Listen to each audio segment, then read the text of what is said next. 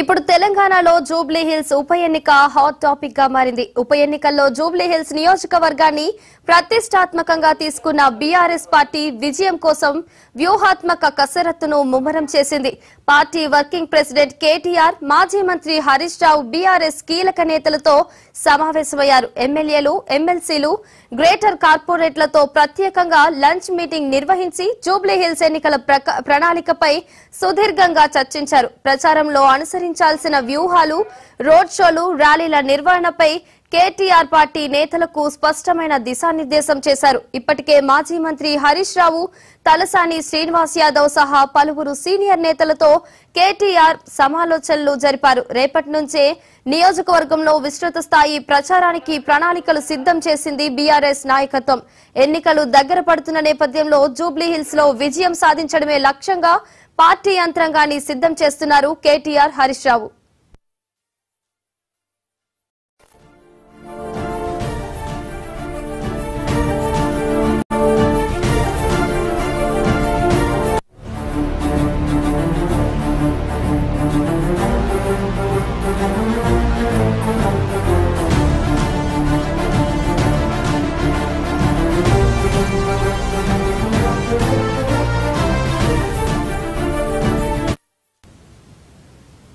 ఇప్పుడు తెలంగాణలో Jubilee hills ఉప ఎన్నిక హాట్ టాపిక్ గా మారింది. ఉప ఎన్నికల్లో జూబ్లీ హిల్స్ నియోజకవర్గాన్ని ప్రతిష్టాత్మకంగా తీసుకున్న బీఆర్ఎస్ పార్టీ విజయం కోసం వ్యూహాత్మక కసరత్తును ముమ్మరం చేసింది.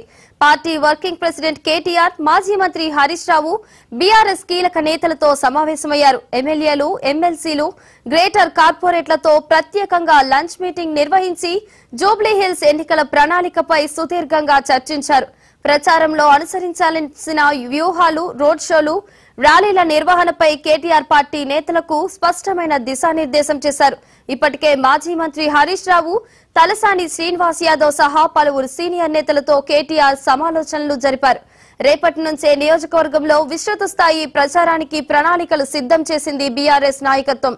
ఎన్నికలు దగ్గర పడుతున్న నేపథ్యంలో జూబ్లీ హిల్స్ లో విజయం సాధించడమే లక్ష్యంగా పార్టీ యంత్రాంగాన్ని సిద్ధం చేస్తున్నారు కేటీఆర్, హరీష్ రావు.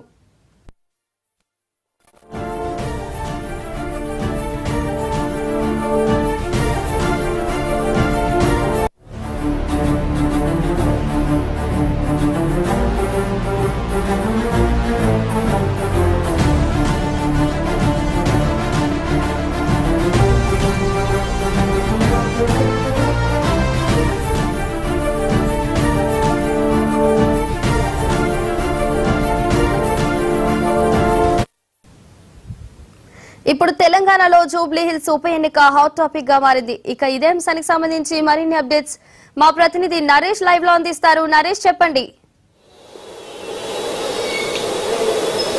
వల్లి, ప్రధానంగా చూసుకుంటే జూబ్లీ హిల్స్ ఎన్నికలపై అన్ని పార్టీలు కూడా ప్రధానంగా ఫోకస్ చేశాయని చెప్పవచ్చు. ఎందుకంటే ఇప్పుడు జరిగే ఏదైతే ఉప ఎన్నికలు ఉన్నాయో ఆ ఉప ఎన్నికలను కైవసం చేసుకునేందుకు అధికార పార్టీ, అదేవిధంగా బీఆర్ఎస్ పార్టీ పోటాపోటీగా ప్రయత్నాలు అయితే చేస్తున్నాయి. ఈ నేపథ్యంలోనే ఇటు బీఆర్ఎస్ పార్టీ కూడా ఈ జూబ్లీ హిల్స్ ఎన్నికలకు సంబంధించి అంటే సిట్టింగ్ స్థానాన్ని ఎట్టి పరిస్థితుల్లోనూ వదులుకోకూడదని చెప్పి బీఆర్ఎస్ పార్టీ కృతనిశ్చయంతో ఉంది. ఇందులో భాగంగా బీఆర్ఎస్ పార్టీకి సంబంధించిన వర్కింగ్ ప్రెసిడెంట్ ఈ రోజు పార్టీకి సంబంధించిన ఎమ్మెల్యేలు, ఎమ్మెల్సీలతో ఒక కీలక సమావేశం అయితే నిర్వహించారు. ఎందుకంటే ఇప్పటికే పార్టీకి సంబంధించి డివిజన్లు అయితే ఏదైతే జూబ్లీస్ సంబంధించి 7 డివిజన్లు ఉన్నాయి, 7 డివిజన్లకు సంబంధించి ఎమ్మెల్యేలు, ఎమ్మెల్సీలను ఇన్ఛార్జీలుగా నియమించడం జరిగింది. మరోవైపు గ్రేటర్ లో ఉన్న ఎమ్మెల్యేలు కానీ ఎమ్మెల్సీలు కానీ ఎవరైనారో వాళ్ళందరూ కూడా రేపటి నుంచి కూడా ఈ జూబ్లీస్ డివిజన్ లో పర్యటించాలి, అదేవిధంగా అక్కడ ప్రజలతో మమేకమవుతూ ప్రచారం సాగించాలంటూ కూడా నిర్ణయించారు. అదేవిధంగా కార్పొరేటర్లు ఎవరైతే ఉన్నారో అంటే జిహెచ్ఎంసీ పరిధిలో ఉన్న కార్పొరేటర్లు ఎవరైతే ఉన్నారో వాళ్ళంతా కూడా జూబ్లీస్ ఎన్నికల్లో పార్టిసిపేట్ చేయాలని చెప్పేసి వాళ్ళంతా కూడా కొన్ని డివిజన్లు కేటాయిస్తూ ఆ డివిజన్లో వాళ్ళు పర్యటిస్తూ కూడా ఎక్కడికక్కడ ప్రచారం సాగించాలని చెప్పేసి నిర్ణయించారు. అందులో భాగంగా ప్రతిరోజు కూడా ఓటర్లు కలవాలి. ఏదైతే జూబ్లీస్ ఉప ఎన్నికలకు సంబంధించి అక్కడ డివిజన్లలో ఓటర్లు కలుస్తూ వాళ్ళతో మమేకమవుతూ కూడా కాంగ్రెస్ పార్టీ ఇచ్చిన హామీలు ఏవైతున్నా ఆ హామీలు అమలు చేయట్లేదు కాబట్టి ఆ హామీలకు సంబంధించి మోసం చేసిందంటూ కూడా ప్రచారం సాగించాలి. అదేవిధంగా బాకీ కార్డులకు సంబంధించి ఉద్యమం చేపడుతున్నారు కాబట్టి దాన్ని ప్రతి ఇంటికి చేర్చేలాగా కూడా రోజు ప్రచారం నిర్వహించాలని చెప్పేసి కోరుతున్నారు. అదేవిధంగా ఏదైతే జూబ్లీస్ ఎన్నికలకు సంబంధించేసి గతంలో జూబ్లీస్ ఎన్నికల్లో మాగంటి గోపీనాథ్ వరుసగా 3 సార్లు గెలవడం జరిగింది. అదే విజయ ఏదైతే ఆయన 3 సార్లు గెలిచారో అదేవిధంగా ఈసారి కూడా సిట్టింగ్ స్థానాన్ని కైవసం చేసుకునేందుకు బీఆర్ఎస్ పార్టీ పక్కా ప్రణాళికలు అయితే అమలు చేస్తుంది. ఇప్పటికే ఎన్నికల షెడ్యూల్కు ముందే అభ్యర్థిని ప్రకటించడం జరిగింది. ఇప్పుడు ఎన్నికల షెడ్యూల్ వచ్చిన తర్వాత ప్రచారంలో ముందుకు దూసుకువెళ్తున్న పరిస్థితి అయితే ఉందని చెప్పుకోవచ్చు. ఇప్పటికీ కాంగ్రెస్ పార్టీ నుంచి ఇంకా అభ్యర్థిని ప్రకటించలేదు. అదేవిధంగా బీజేపీ పార్టీ నుంచి కూడా అభ్యర్థిని ప్రకటించలేదు. వాళ్ళు రేపు లేదా ఎల్లుండి ప్రకటించే అవకాశం ఉన్న నేపథ్యంలో ఇప్పటికే బీఆర్ఎస్ పార్టీ అభ్యర్థిని ప్రకటించి ప్రచారంలో కూడా దూసుకువెళ్తుంది. మొదటి దఫా ప్రచారం అయితే పూర్తయిందని చెప్పుకోవచ్చు. రెండో దఫా ప్రచారానికి సంబంధించి పక్కా ప్రణాళికలు అయితే అమలు చేస్తున్నారు. రోడ్ షోలు, అదేవిధంగా బైక్ ర్యాలీలు, అదేవిధంగా పాదయాత్రలు నిర్వహించాలని చెప్పేసి నిర్ణయించారు. అందులో భాగంగా కేటీఆర్ ప్రతిరోజు కూడా రోడ్ షోలు నిర్వహించాలని చెప్పేసి దాంట్లో కార్యాచరణ అయితే ఒకరు రూపొందించడం జరిగింది. అదేవిధంగా హరీష్ రావు అంటే పార్టీకి సంబంధించిన కీలక నేతలు కేటీఆర్ అదేవిధంగా హరీష్ రావు ఇద్దరు కూడా ప్రతిరోజు ఉదయం ఒకళ్ళు సాయంత్రం ఒకళ్ళు డివిజన్ల వారీగా పర్యటించాలని చెప్పి నిర్ణయించారు.